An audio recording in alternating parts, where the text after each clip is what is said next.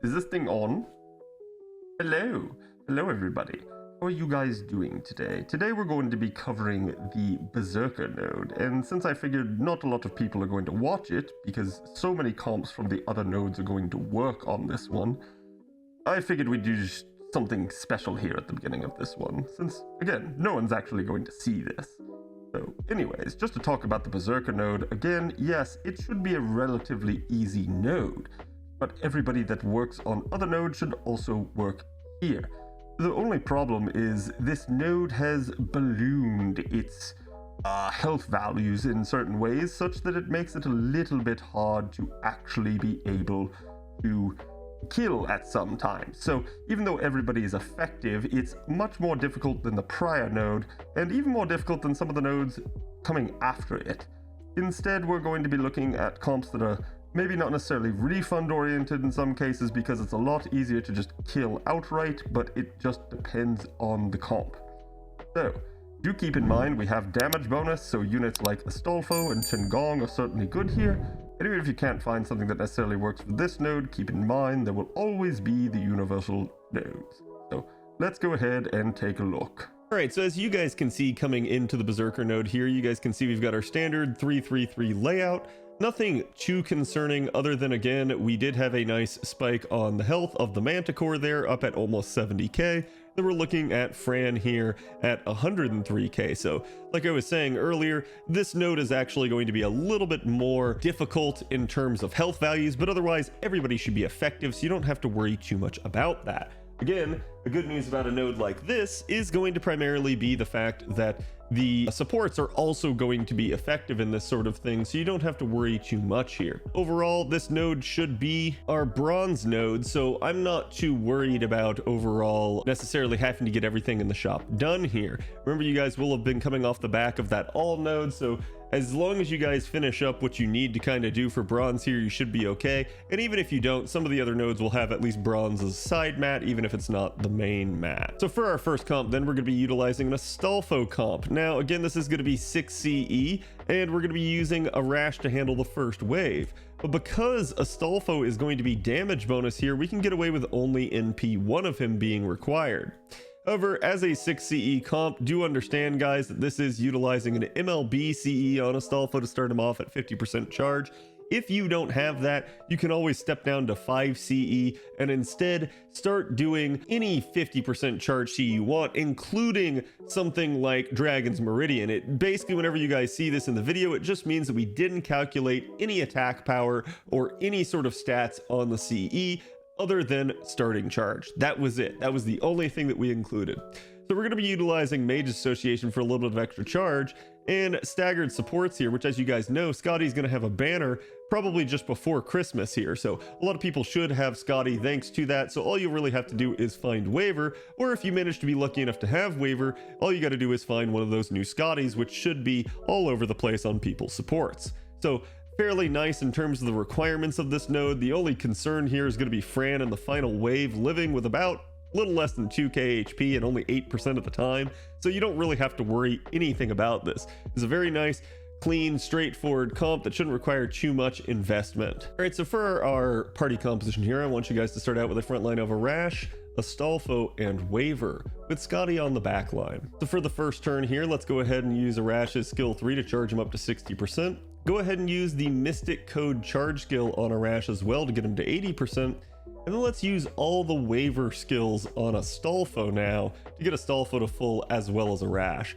From here, go ahead and NP with a Rash and have him wipe out the wave and rotate Scotty into the party. Now in turn 2 here, you guys are going to want to go ahead and use Scotty's first skill on Astolfo, and then just go ahead and fire off Astolfo's NP, and he should easily handle wave 2. For turn 3 now, let's go ahead and use Scotty's defense down, and then use your charge skill on Astolfo, as well as Astolfo's first and third skills to get Astolfo some damage and charge that he needs to get back to full. And then you guys should be fine to go ahead and NP, and you should be okay. Again, if you've leveled Astolfo's first skill at all, we assumed it at rank 1, so Fran should die the majority of the time, even with relatively no investment. Next up, we've actually got an Atalante comp here. So I know we said we weren't going to do too much in the way of refund, but we will have some refund comps here. And actually the ones that end up working a little bit better here are actually the quick comps and not so much the arts comps. And a lot of that has to do with, again, the skew of the event towards the quick CE, so they're just sort of coming out a little bit ahead with regards to these comps here. But again, this is going to be a 6 CE variant. We are going to be using MLB drop CE on Atalanta, and that's going to be a tough call for you guys early in the event. So again, remember, this is going to be our day 2 node, so if you guys don't have it, I would advise you guys maybe to look elsewhere or find some other way of handling this, maybe by using a rash on wave 1 or possibly even Paracelsus or something like that. Just try to find maybe a way to mix it up. But otherwise, as long as you have MLB drops already here, you guys can see we can get away with an NP1 Atalanta. As long as you have her first and her third skill maxed, you should have the capability to deal enough damage and refund enough. But you guys can see here on waves 1 and 2, the refund is tight at exactly 49%. Any less and it won't work. So if you find yourself somehow hitting 48%, maybe try to pre-card one of the enemies just a little bit so that you don't get there. 48% will not allow you to charge to full, whereas 49% will round up and complete your loop. So again, nothing really other to say about this. Again, everything's going to die very cleanly, so don't worry too much about this. It's a relatively straightforward comp. All right, so for our party composition here, I want you guys to start out with a front line of Scotty, Atalanta, and Waver, and then put the other Scotty in the back line. So for turn 1, I want you guys to go ahead and use Atalanta's skill 3 for the NP gain, and then go ahead and use all of Waver's skills on her. At that point, go ahead and Plugsuit out that Waver for the other Scotty in the back line, and then use both Scotty skill 1s on your Atalanta. From here, go ahead and NP, and you should handle it easy. In turn 2 now, go ahead and use both Scotty's skill 2s, and then use one of the Scotty's skill 3s to get Atalanta back to full. From this point on, go ahead and NP, and she'll easily handle it. And then with both the defense downs, get 49% again exactly for the refund. And then on turn 3 now, let's go ahead and use Atalanta's first skill, and then go ahead and use Scotty's skill 3 again, the remaining one on her, to charge her up to full, and then use the Mystic Code's attack buff on Atalanta for this turn and fire off that last NP, and you should easily handle the wave. Right now, guys, we have a Parvati comp here for the Berserker node. Again, this one's going to be pretty much the same as the Atalanta comp. We're using an MLB CE on, so if you guys don't have it, remember you might want to look elsewhere, or again, you might be okay if you have a substantially better Parvati and just have enough charge and refund to make this work. Just keep that in mind that this is going to be a pretty tight one, as again, Parvati, some of the numbers here might look a little bad on the refund, but Parvati refunds 10% on the back of her NP, so this is not including that in the calculations. This is actually just the raw refunds generated. You guys can see too, we are only requiring an NP1 Parvati as well as 9s on the first 2 skills. We don't require anything for the 3rd skill, nor do we require lures on her. This should be at least easy and affordable in that sense. However, the supports are where this one's going to get a little bit hairy, as we're going to require the skills on your supports to basically be 10-10-10s again, and we're going to require double Scotty and a Waver, so that's going to be a little bit of a high barrier for people that maybe are missing one of the two. Otherwise, again, you guys can see here, there's really nothing to be afraid of in this. Only the Manticore every once in a blue moon with a perfect min roll will live with 92 remaining health. So again, if you were to have a lore on either of the Parvati skills, that would probably help it out, particularly the first skill, or if you manage to level up your MLB CE at all, that would also help it, or if you manage to have a higher NP level. All of that would eliminate that little bit of sliver of remaining health, and you should be fine. But again, this should be okay, and you guys should be able to also make do with any 50% CE in place of this if you wanted to run a 5 CE variant of the comp. Just be careful, remember, on the refund, particularly here for wave 2. Alright, so for our party composition, I want you guys to start out with a front line of Scotty, Parvati, and Waver, with Scotty in the back line. So for turn 1 here, let's go ahead and use all the Waver skills on Parvati to get her charged up to full. I'm gonna go ahead and Plugsuit in that other Scotty for that Waver. Now go ahead and use both Scotty's skill 1s on Parvati, and then use Parvati's skill 1 herself and have her fire off her first NP. Refund about 46%, but remember she gets another 10% on the back end. Now in turn 2 here, let's go ahead and use one of the Scotty skill 3s to get Parvati to full and just fire another NP off. Again, she should handle this pretty cleanly. Just be careful, she'll refund to exactly 39%, so if you're worried, maybe pre-card the Manticore just a tad, just to see if that'll help out the refund. And then for turn 3 now, let's go ahead and use the remaining Scotty skill 3 on Parvati, and then let's go ahead and use Parvati skill 2 as well as the Mystic Code attack buff here to finally prepare Parvati for this final NP and have her fire that off and easily handle Fran. Alright guys, next up is going to be the Valkyries variant of that same comp. Again, you guys can see here we're going to be utilizing the MLB drop CE, but this can work with any 50% charge CE, so just again be careful about refund, otherwise you should be okay. Remember, the Valkyries are going to get basically charge per turn on that final skill, so that's also getting factored in. It's why you don't see it having to be lured here, because the refund is just enough. But again, be careful if you were to step off of the drop CE towards another CE that maybe didn't give something. As long as you have something that improves refund or damage on top of having 50% charge though, you should be okay. The good news about this comp is we're getting away with NP1, and again, the only consideration here is going to be Fran in the final wave, living about half the time with at most 10k, but if you have an even stronger Valkyries than NP1, that should easily be non-issue for you. Again, probably the biggest barrier to entry is going to be the supports, as you are going to be required to have your own Scotty and your own waiver and then take a Scotty on support. But otherwise, this should be another relatively straightforward and easy comp. Alrighty, so for our party composition, let's start out with a front line of Scotty, the Valks, and then waiver with the other Scotty on the back line. So for turn 1 here, let's go ahead and use all of the waiver skills on the Valks, and then go ahead and plug suit them out for the other Scotty. From here, go ahead and pop both Scotty skill 1s on the Valkyries, then pop the Valkyries' first and third skills, and that should help them out to go ahead and NP. Now on turn 2, let's go ahead and use Scotty's skill 3 on the Valks, and then she should be charged to full and be fine. Again, have her go ahead and NP, just watch out. At NP1, you might be looking at exactly 41%, and that 9% charge from the third skill is what's going to save you.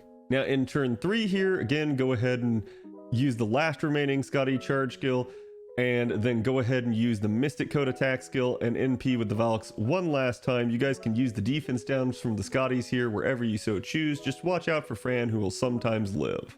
All right, next up guys, we actually have our Jarcher variant of the 6 CE comps here. You guys can again expect this sort of thing. This one's not going to be utilizing double Nero Bride in this. Instead, we're going to be using Nero Bride in either waiver or Scotty. The reason for this is double Nero Bride didn't really refund enough, other than maybe if you had a super high NP level or super Jarcher or, you know, perfectly leveled MLB CE, and we didn't want to require any of that. So again, I'm not going to say that that comp won't be a viable comp, just that this is not going to be our recommendation in terms for ease of use. Even here, you guys can see we are going to be requiring an NP2 Jarcher, and that's just, again, Jarcher's forte is not necessarily damage, it's how easily she is able to loop.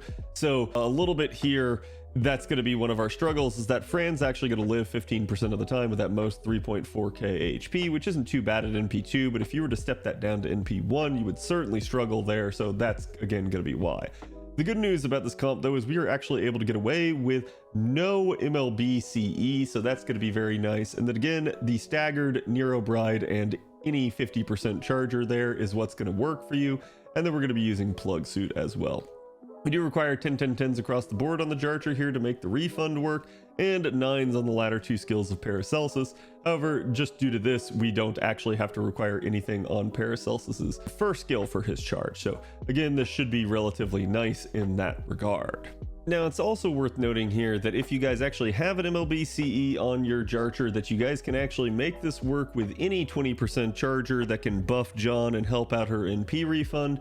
Again, so that could make this a little bit easier if you guys are already ahead of the game and have that MLB drop. Now, for the party composition, let's go ahead and start out with a front line of Paracelsus, John, and Bride. And then let's go ahead and have any 20% charger or waiver on the back line, depending on CE structure. Now for turn 1 here, let's go ahead and do Bride skill 1 and 2 on Jarcher.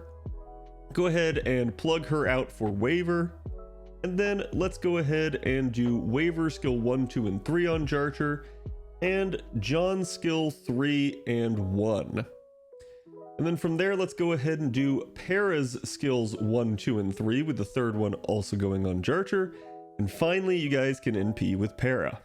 And turn 2 here, you have nothing to do as Jarcher's already charged to full, so let's go ahead and NP and have her easily handle the wave. Now in turn 3, let's go ahead and use Jarcher's second skill and then the MC attack buff to help out on Jarcher's damage. From there, go ahead and NP and she should easily be able to handle it. Alright, next up guys, we have a Sieg comp again. He's back. Again, for those of you guys that don't have him, unfortunately you won't be able to have another shot to get him until next year with the Apocrypha rerun. But otherwise, he is a very nice looper. He is NP5 as a guaranteed welfare, so that's going to make him easily able to handle damage requirements for this. Again, you guys can see Fran will have some issue here, living about half the time, but at most it's going to be 10k, and that should be easily handleable. Also, remember guys, Sieg leads his NP with a defense down, and that's not going to be an issue here like it was against Athena in the Assassin node, because Fran doesn't have that super high debuff resistance. So again, you guys might see, you might have some times that it would fail, but otherwise you should be okay here. And then again, we are going to be requiring 9, 9, 10 skills on Sieg. The 10 on the third skill is actually just for the flat charge, so don't worry too much about that. And then Paracelsus we are going to be using to handle the first wave. Doesn't have a requirement for his charge skill, but does on the latter two waves, or sorry, the latter two skills to help out Sieg. And then otherwise, looking at our support loadout here, we're going to be using Waver and Tamamo. So remember guys, Tamamo can be a little bit hard to find on supports at time. As long as you guys have somebody that you know will have it up, you should be okay. Or you guys can have one yourself and just try to play Find the Waver, which shouldn't be too bad. But again, as a 6 CE comp here, this one should be relatively straightforward.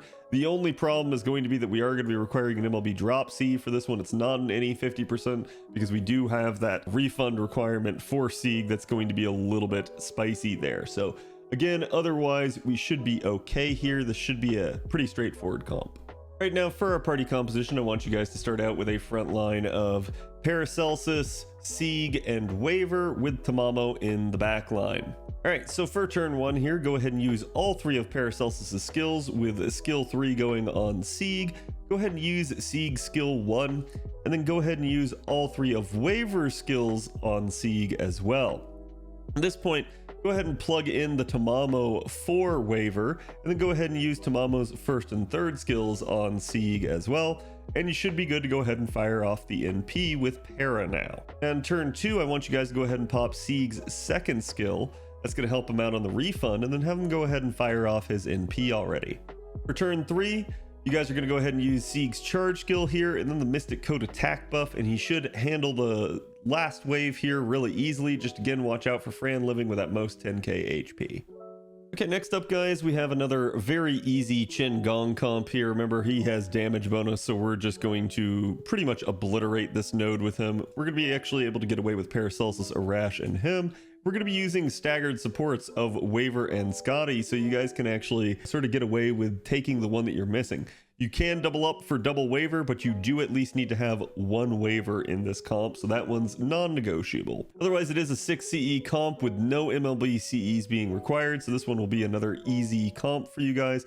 The only skill requirement outside of the supports is Paracelsus needs rank 7 on his first skill, because he's going to be sort of charging to full and naked NPing without anyone else's assistance to handle that first wave. But otherwise, again, the only thing you guys got to watch out for is the Manticore living against Arash in the second wave. I do want to make a special note here. You could potentially get fucked on the cards with this happening. Remember, Arash kills himself. So if you manage to get 5 Arash cards and just get super unlucky and you notice this happening, just pre-card the Manticore so that you don't end up in a scenario where you couldn't card after the NP. But otherwise, you should be good the majority of the time for that. All right, so talking about our party structure here, let's start out with a front line of Paracelsus and Arash and Chen Gong, then with Scotty on the back line and Waver. So on turn 1 here, we're going to start out by using Paracelsus's first and second skills here. He's just going to go ahead and NP right off the bat and handle the first wave. Now in turn 2 here, we're going to go ahead and Plugsuit out that Paracelsus for the Waver in the back line. And as he comes in, we're going to go ahead and use all of his skills on Arash. And that should get Arash up to, again, 80%. So go ahead and use Arash's third skill without any skill requirement, and he will be at full. And go ahead and NP the Manticore and kill him easily. bringing in Scotty from the back line. So now Chen Gong should be at 50% charge thanks to the overflow from waiver. So let's go ahead and use Scotty's skill 2 and 3 here, with the third skill going on Chen Gong to charge him up to full.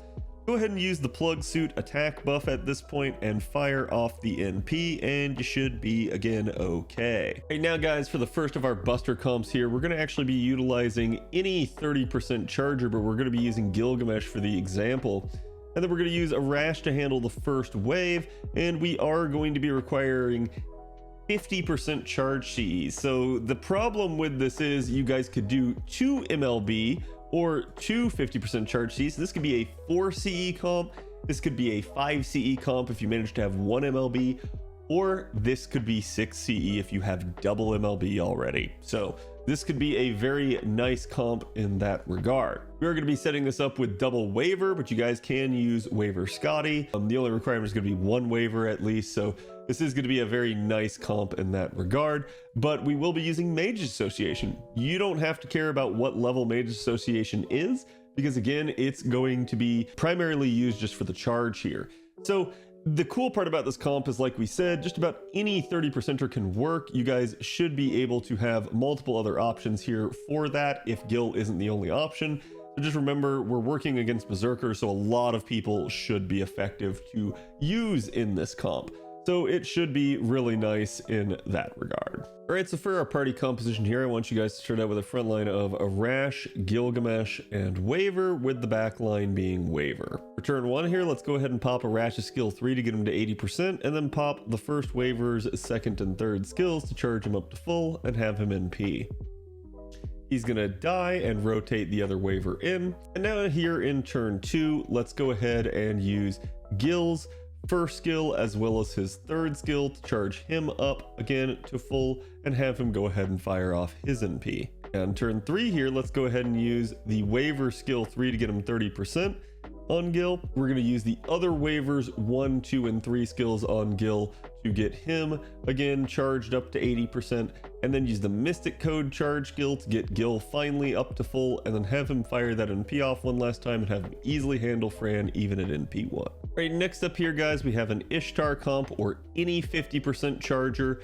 You guys are going to see we're going to be using 2 MLB CEs or any combination of 1 MLB and any other 50% charge CE, or 2 50% any other charge CEs, in order to allow this to be a 4, 5, or 6 CE comp, just based off the amount of MLBs you manage to have at this point in the game. This will be the return of Anni Blonde in the comp here though, so it will be really nice, and we're still going to be using a Rash to handle the first wave, but you guys can see we can get away with even an NP1 Ishtar in this case, though Ishtar has become pretty nice in terms of damage. So keep that in mind if you guys are trying to get away with maybe some other type of 50% charger.